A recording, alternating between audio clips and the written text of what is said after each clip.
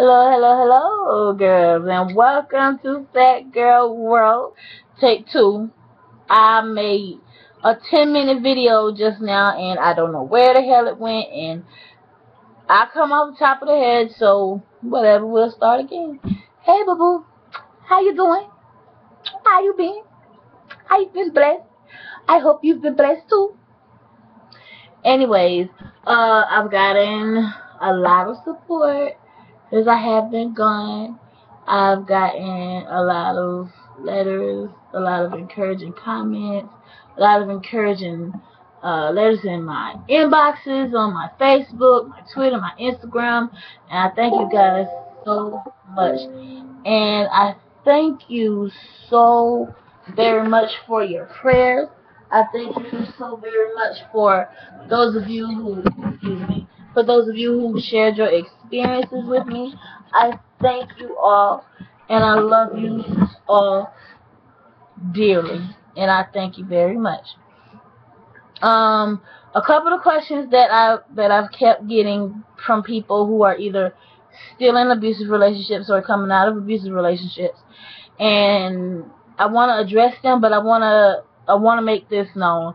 I am not the poster child for get away from your abusive boyfriend. I'm not the go-to person for that. All I can do is share my experience and what helped me to get to the point that I am at now, that I am happy and I am healthy and I am free. The first question would be, how did I get away from my abuser? Long story short, would be basically my abuser got tired of me. I didn't have anything else to offer him. He was tired of abusing me. I became a bore to him. And he had found someone else who had more money, who had more of a way for him to be able to support his drug habits without having to have the responsibility of actually being the man of a home, and instead of the man of a shack. And that's all it was to it. And in that movement that he made to do that, it allowed me to make my move to a safe, healthy, better environment. So, and since then I have not spoken to him on the phone. I have not called him. I couldn't tell you his number if I had to. I have not seen his face nor spoken to him, and it's fine that way, because I feel that the things that he did to me, the gravity of the abuse, the weight of the emotional abuse, the weight of the physical abuse, the just the sheer magnitude of what he did to me would never call for a text apology. It would never call for a phone apology. It would call for a man who had integrity to apologize to me to my face. And that's something that I'll never get from him. And that leads me to my next question that's been asked. Do I have lasting effects because I seem so happy? Do I have lasting self-esteem issues, or just effects from the abuse? The most telling effect that I have from the abuse are the scars. I have scars on my, you can't see, but I have cuts on my neck. I have cuts on my face. Here, this eye is got a permanent scar inside of it. This sclera of this eye, he actually took a chunk out of the sclera, and the blood almost went over into my pupil, and I could have went blind. And I have lots of claw marks and cut marks and bruises that will never fade on my body. That is the physical effects. The emotional effects are, for a very long time, I was I was degeneratively trying to figure out what the fuck was wrong with me, that when the time came, and you all know that I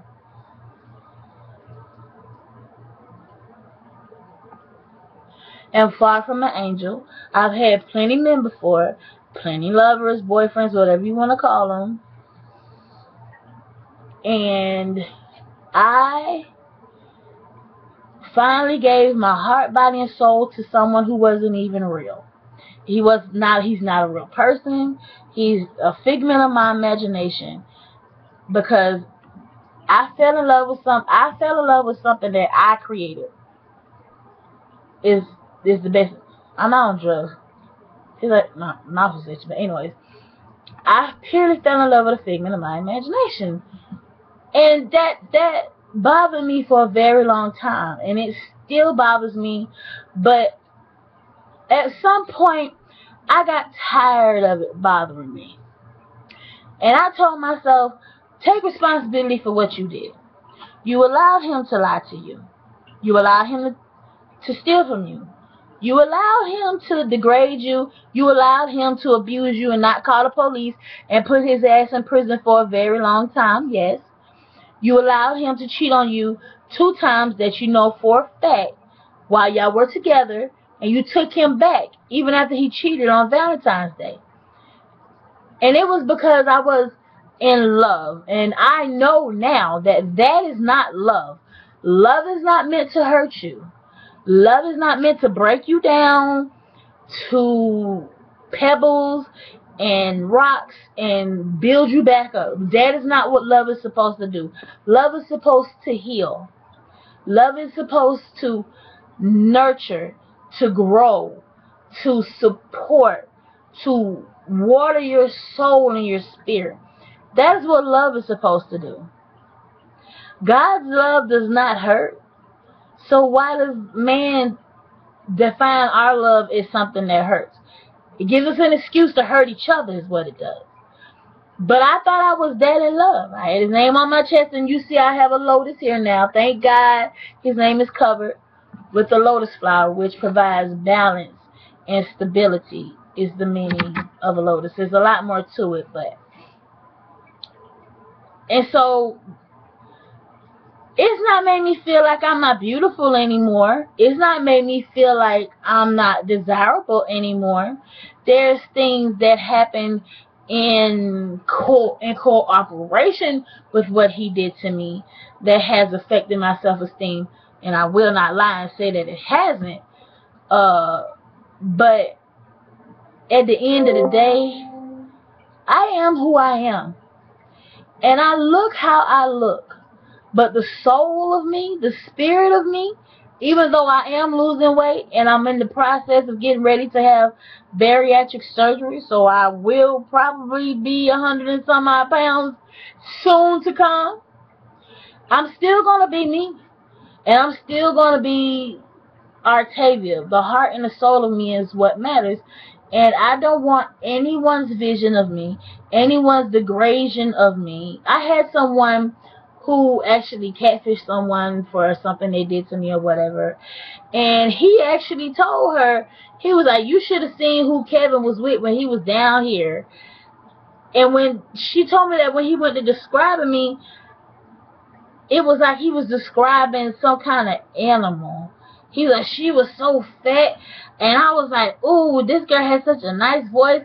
And she seemed like she had such a nice personality. Then she walked in, and her stomach was this big. And she was just fat and nasty. And I'm fat. Fat girl world is what I am. But I'm not nasty. But to hear that it came from him, it really bothered me. Because I had established what I thought was a friendship with this person.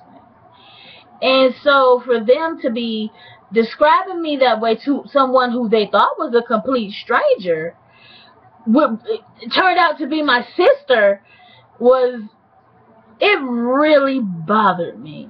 But outside of that, every day I work hard to try to be happy.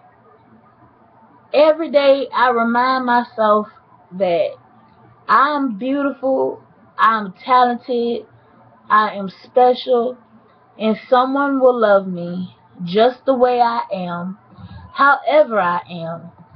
And somebody already does. And that's Jesus. The sinner that I am, the messed up things that I do, the hookah that I smoke, the mistakes that I make, He loves me. I have a mother who loves me and who has supported me through things that a mother should not have to see her child go through, or have to hear her child say, or have to hear it has happened to their child. I've told my mother some of the stories that I could tell her.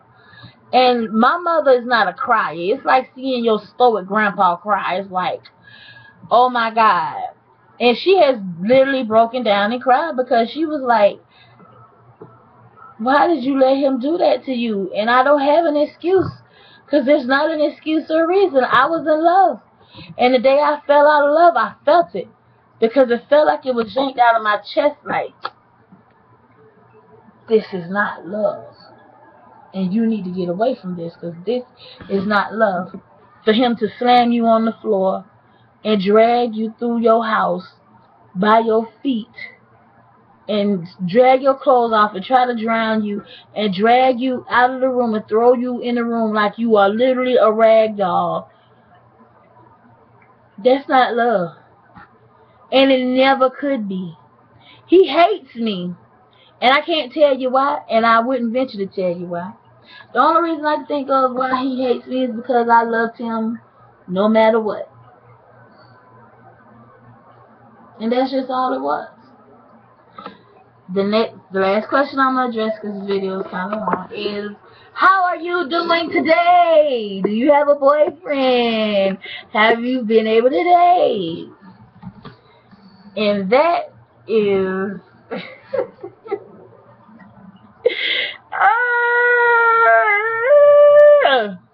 Here's the thing. I don't want to love nobody.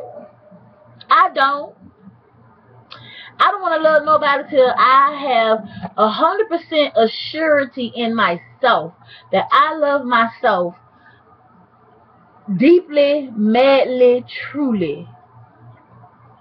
Okay? I want to know what love is. I want to learn how to love myself. I want to have a man that comes into my life, not looking for what he can get from me, not looking for what he can take from me, not trying to get none of this good nookie or this good tookie or none of that. A man that'll come into my life that will see Artavia and will say, I want to learn Artavia. I want to know more about Artavia. And I'll be able to tell him because I have learned myself. I don't want to love nobody. And I guess that's the worst thing that came out of this. Is the fact that, like, I don't want to love nobody again. I really don't. Because loving somebody almost got me killed more than one time. Loving somebody had me calling the police and never pressed charges. I don't want to love nobody the way that I loved him. I'm afraid. I'm genuinely afraid to love somebody. I don't want to. It's not to say I haven't been dating. It's not to say I haven't been out with a couple guys that are really nice, sweet guys. But Panama City does not have a lot to offer in the way of dating, because a lot of the guys here have a childish mentality of just wanting to fuck. And that's it. They want to fuck, and then they want you to cook them something to eat out of your food, and don't want to bring no groceries. And I ain't cooked for another man since I left my ex. And unless it was this little one in here that is 3 feet tall, and he ain't no man, he a baby. Don't do that. I'm not doing it.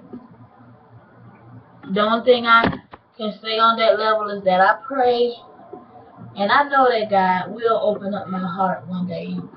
But I know that He will open up my heart to the right person.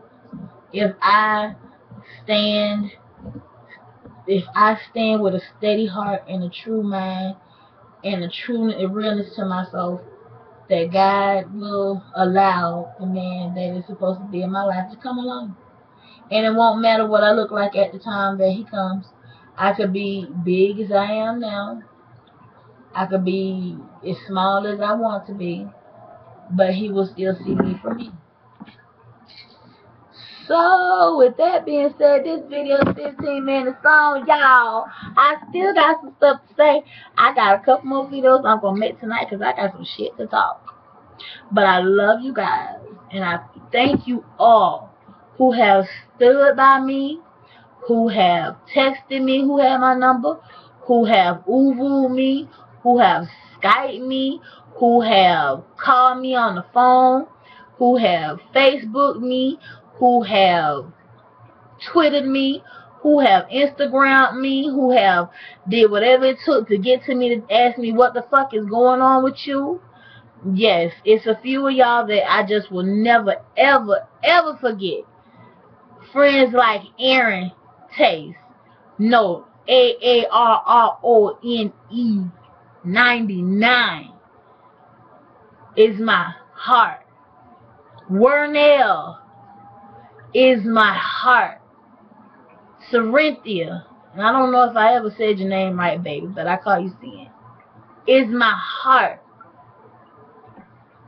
It's just so many of y'all that just have showed me love throughout these years, that if anybody ever ventures to tell me that people on YouTube are weird, people on you who wants to watch them people on YouTube, I don't do nothing but tell them to go to hell. Because it was a period of time when I was locked in my room that I couldn't come out of my room, and some days, and Sean, my big boo, him, all y'all, it was times when I could have been literally I could have literally took a handful of pain pills and ended it all, and here comes a Uvu from Sean. Here comes a Uvu from Aaron. Bing bing, here comes a message from Wernell. Sarinthia commenting on a video. So many of you others just commenting and sending me messages. You don't know what it meant to me. You don't know what it means to me. When I was lost in a haze and it was 2 years I didn't do nothing on YouTube. I would literally sit down and do a video or something, and he'd be like, what are you on there for? I have, and a couple of people can tell you they have seen me they have actually talked to me on my video chat, and my ex was in a room, and Aaron was like, girl, he cute, but it's something not right about him. There's something not right about him. Sean has seen him. This is something not right about him. I wasn't free. I was in bondage. I was gone. And what was left here was in love with with figment of my imagination. But with that being said, y'all know how we do it at Fat Girl World, and I hope y'all will help. Because if you don't, I'm going to remind you. One love.